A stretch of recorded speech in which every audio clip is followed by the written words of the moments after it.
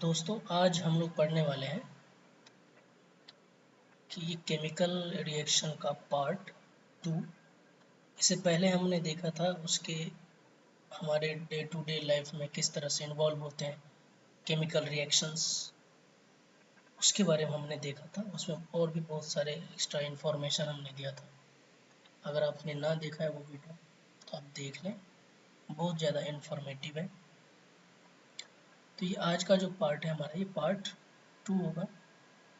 इसमें हम लोग देखेंगे कि हम लोग किस तरह से केमिकल इक्वेशन को एक वर्ड्स फॉर्म में लिखते हैं, सेंटेंसेस में भी लिख देते हैं हम लोग, और उसके केमिकल फार्मूला के बेसिस पे भी लिख देते हैं। ठीक है, तो हम लोग इस तीनों को आज इस सेशन में हम लोग देखेंगे। ठीक है, तो चलते हैं आगे बढ़ते हैं। जैसे देखें, ये जो हमने एक एग्जाम्पल लिया है, ये एग्जाम्पल है आपके एनसीईआरटी का एग्जाम्पल है। ठीक है, ये एनसीईआरटी का एग्जाम्पल है। ये एक्टिविटी 1.1 है मेरे ख्याल से। देखिए, जब हम लोग मैग्नीशियम रिबन को जलाते हैं, बर्न करते हैं एयर में, तो इससे पहले क्या करते हैं हम लोग कि मैग्नीशियम के रिबन को जो हम लोग सैंड पेपर से रब कर देते हैं। ठीक है, इससे क्या होता है ना, उसके ऊपर जो ऑक्साइड बने होते हैं ना, वो खत्म हो जाते हैं और आसानी से चलने लगते हैं। ठीक है, बस इतना ही इसके बारे में इंफॉर्मेशन है, क्योंकि मैग्नीशियम ऑक्साइड जो होता है MgO, इसका जो टेम्परेचर होता है ना, मेल्टिंग टेम्परेचर या फिर बर्निंग टेम्परेचर, जब हम इसका जो इग्निशन टेम्परेचर होगा बहुत हाई हो जाता है। ठीक है, इसलिए हम लोग इसको रिबन से पहले रब कर देते हैं, इस ताकि उसके ऊपर MgO जो खत्म हो जाए। ठीक है, ऑक्साइड लेयर उसके ऊपर लगे हुए होते हैं। ये क्वेश्चन पूछा भी है, क्वेश्चन में हम देखेंगे इसको। ठीक है, तो देखिए, जब ये बर्न करता है मैग्नीशियम रिबन, तो ये क्या बना देता है, मैग्नीशियम ऑक्साइड बना देता है ऑक्सीजन के साथ मिलकर के। ठीक है, ओके। तो ये जो मैग्नीशियम ऑक्साइड है, और ये जो बर्न किस तरह से करता है, एक डेजलिंग वाइट फ्लेम के साथ, चकाचौंध। डेजलिंग का मतलब होता है चकाचौंध करना। ठीक है, चकाचौंध ये रोशनी होती है और वाइट फ्लेम होता है, और जो है, जो इसको जो है ना, वाइट पाउडर में जो है ना, ये चेंज होता है, कन्वर्ट हो जाता है। हमको ये वाइट पाउडर MgO मिलता है, मैग्नीशियम ऑक्साइड। ठीक है, तो देखिए, अब इस वाले जो हमारे पास में ये जो रिएक्शन हुआ है, अभी इसको हम लोग एक सेंटेंस के फॉर्म में, हम लोग डिस्क्रिप्टिव फॉर्म में भी लिख सकते हैं कि magnesium oxide, magnesium burn in air gives magnesium oxide.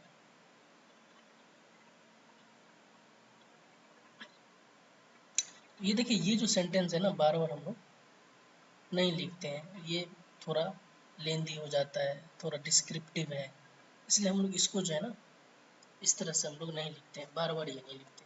ये छोटे बच्चों को हम लोग बस इसलिए लिखते हैं क्योंकि उसको केमिकल फार्मूला का इतना ज़्यादा ज्ञान तो नहीं रहता है, और सिखाया भी नहीं जाता, उस लेवल पे सिखा भी नहीं सकते हैं। ठीक है, इसलिए हम लोग इसको डिस्क्रिप्टिव फॉर्म में लिख दिया करते थे वहाँ पे, जब जैसे कार्बन और oxygen, when carbon react with oxygen it gives carbon dioxide, बस इतना, इसको हम लोग डिस्क्रिप्टिव फॉर्म में लिख दिया करते हैं।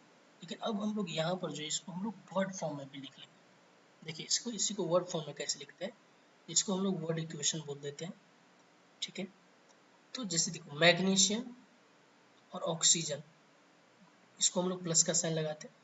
व्हेन बोथ रिएक्ट, या फिर बर्न होता है जब मैग्नीशियम, ऑक्सीजन की प्रेजेंस में ही बर्न होगा, एयर में हम लोग बर्न करते हैं इसको, मैग्नीशियम ऑक्साइड देता है। ठीक है, अब देखिए, जो ये जो एरो का साइन है, इससे पहले वाला जो चीज़ है, इसको हम लोग रिएक्टेंट बोल देते हैं। ठीक है, और जो हमें जो प्रोडक्ट मिला है, that new product, that is product, जो न्यू चीज़ हमें मिला, न्यू केमिकल हमें मिला है, दैट इज कॉल्ड प्रोडक्ट। देखिए, रिएक्टेंट का जो है हमारे पास में ये दिया हुआ है डेफिनेशन, यहाँ पे मैंने एनसीईआरटी से उठाया है। The substances that undergoes chemical change in the reaction, जैसे कि यहाँ पे मैग्नीशियम है और ऑक्सीजन है, कॉल्ड रिएक्टेंट्स।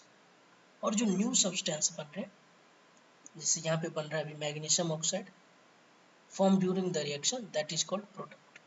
ठीक है, इसी को देखिए आप, हम लोग इसको जो है ना, जैसे मैग्नीशियम का क्या होता है, सिंबल होता है, एलिमेंट है ये Mg होता है, ऑक्सीजन का O2 होता है और मैग्नीशियम ऑक्साइड का MgO होता है। इसको हम लोग और भी सिंपल से फॉर्म में लिख सकते हैं, इस तरह से Mg प्लस O2 ये MgO बना देता है।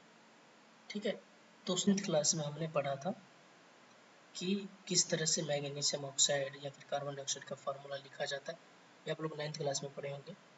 ठीक है, तो इसको हम लोग देखें एक सिंपल फॉर्म में लिख दिया है, ये सिंपल फॉर्म है, सबका सिंबल मैंने लिख दिया और इसकी सबकी केमिकल फार्मूला मैंने लिख दिया।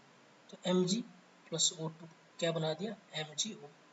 आपको पता होगा कोई कोई आइटम ऐसे होते हैं एलिमेंट जो हमेशा O2 के फॉर्म में मिलते हैं, जैसे ऑक्सीजन हो गया, क्लोरीन भी L2 के, क्लोरीन डायटोमिक किसको बोलते हैं हम लोग, दो एटम मिलके बने होते हैं हमेशा, डायटोमिक, एटमॉस्फेयर में इस तरह से मिलते हैं, इसको डायटोमिक बोल देते हैं। ठीक है, जैसे O2 हो गया ये डायटोमिक है। ठीक है, इसे याद रखें, धीरे धीरे आपको पता चल जाएंगे कौन सी डायटोमिक है। अब देखिए दोस्तों, यहाँ पर जो हमने एक चीज देखे, आपको क्या लग रहा है यहाँ पे कि यहाँ पे जो है ना LHS साइड में Mg का, मैग्नीशियम का एक एलिमेंट है और ऑक्सीजन का दो एलिमेंट, लेकिन यहाँ पर देखिए ये एक मैग्नीशियम ऑक्साइड का एक मॉलिक्यूल है, जिसे मैग्नीशियम का एक एटम और ऑक्सीजन का ही एक एटम, लेकिन यहाँ पर ऑक्सीजन का तो दो एटम है। इसका मतलब है ये बैलेंस्ड नहीं है इक्वेशन, इट इज अनबैलेंस्ड। ठीक है, तो इस तरह के केमिकल इक्वेशन को हमको बोलते हैं स्केलेटल केमिकल इक्वेशन। ठीक है, जिसमें बैलेंस्ड नहीं रहते हैं एटम्स, एलिमेंट्स, LHS के एलिमेंट और RHS के एलिमेंट बैलेंस्ड नहीं होते। ठीक है, इस तरह के इक्वेशन को हम लोग बोल देते हैं स्केलेटल केमिकल इक्वेशन। ठीक है, तो और भी आगे चलते हैं, देखते हैं और क्या क्या है हमारे पास में। जैसे देखिए, अब एक चीज देखेंगे हम लोग, बैलेंस्ड केमिकल इक्वेशन। कुछ केमिकल इक्वेशन ऐसे होते हैं जो ऑलरेडी बैलेंस होते हैं। ठीक है, बैलेंस्ड केमिकल इक्वेशन क्या है, अच्छा देखिए, जिंक और सल्फ्यूरिक एसिड, जिंक में सल्फ्यूरिक एसिड में हम लोग जब जिंक मिक्स करते हैं तो क्या बनाता है, देखिए जिंक सल्फेट बनाता है और हाइड्रोजन गैस प्रोड्यूस होता है। ठीक है, तो जिंक का सिंबल हमारे पास में Zn होता है। सल्फ्यूरिक एसिड आपको पता होगा, इसका फार्मूला होता है H2SO4। ठीक है, देखिए जिंक सल्फेट ZnSO4 और हाइड्रोजन, हाइड्रोजन भी डायोटोमिक है दोस्तों, ये गैस है, इट इज ऑल्सो डायोटोमिक। अब देखिए क्या यहाँ Zn का कितना एटम है, एक एटम, और इधर कितना है, एक एटम। बिल्कुल, ये Zn तो बैलेंस है, जिंक तो बैलेंस है। हाइड्रोजन का देखिए यहाँ पे कितना, दो दो एटम, यहाँ पे कितना है, यहाँ भी दो एटम है। SO4 देखें में S तो ठीक है, एक एटम है S का, इधर भी एक एटम है।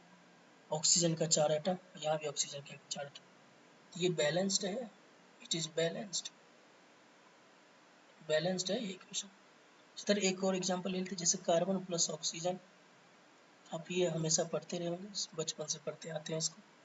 देखिए यहाँ पे कार्बन का एक एटम, ऑक्सीजन का दो एटम, यहाँ भी कार्बन का एक एटम, ऑक्सीजन का, this is molecule of carbon dioxide, molecule of carbon dioxide.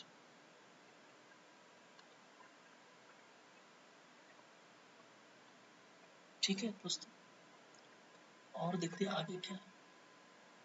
अब देखिए हम लोग जो है, जैसे एक इक्वेशन हमारे पास में, आयरन जब H2O के साथ, H2 मतलब मॉइस्चर यहाँ पे समझ लें आप, या फिर एटमॉस्फेयर में जो भी गैस के फॉर्म में हमारे पास में वाटर होते हैं, उसके साथ जब आयरन जब रिएक्ट करता है तो Fe3O4 बनाता है।